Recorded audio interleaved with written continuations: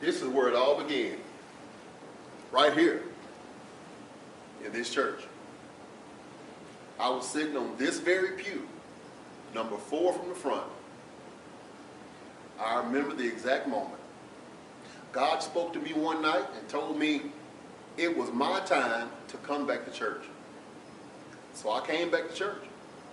And when I was sitting in service, I heard this real awful squealing noise coming from the sound system. I looked around. I saw the guy sitting over there. He was covering his ears. Hard to hear. It was a lady. She was sitting right there. She was grimacing because of the sound. And at that moment, I knew that if it wasn't for the distraction coming from the sound system, that the people could really concentrate and hear what God was telling them.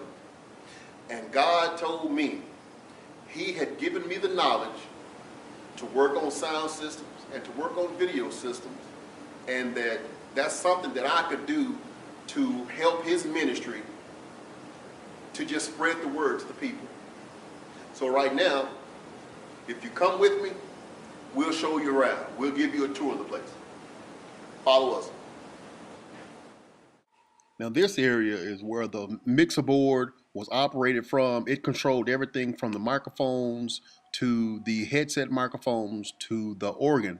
And it didn't work because it was too far away from the pulpit area. There was no communication. So we completely disassembled the entire system and took it down beside the pulpit. That way we were right in the middle of the service, and they could really communicate with us. Now this is the camera that we're using right now.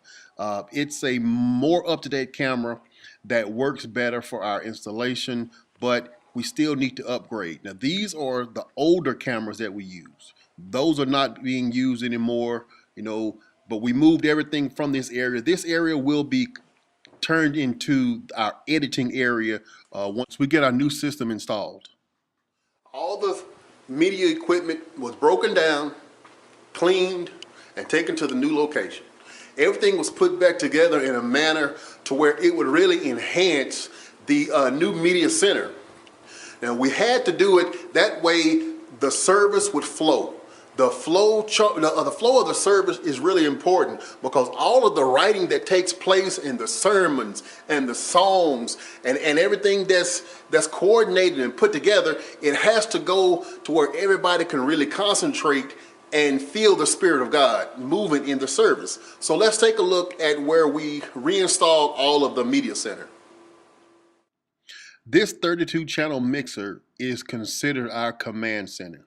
It controls the volume for 6 handheld microphones, 2 headset microphones, and 4 monitor speakers. Next, we have one of the newest additions, which is a 4-disc CD-DVD duplicator, which we use to duplicate and distribute copies of our services. And to the left of that is the monitor that's recording what we're recording to DVD.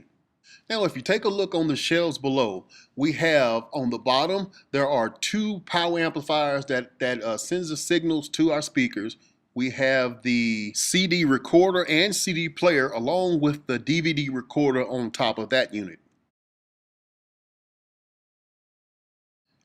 And high up in the ceiling is mounted a projector unit with a Apple TV installed that connects to the motorized projection screen that lets down from the ceiling. This is all technology that is used to captivate and hold the attention of the congregation in today's age. I initiate service at 9:55 with a simple 5-minute countdown to service. Now this countdown is followed by just a humorous, friendly reminder to turn off the cell phones during service. That way we can cut down on as many distractions as possible. There are a few other things that we do that we change up from service to service just to help usher in the spirit and get people in the mood to worship God. Now this is my basic setup. I set everything up right here. That way I can test everything before services. Make sure all the videos run according to plan. That way we can have as few amount of glitches as possible during service. That way everybody can concentrate on the Word of God.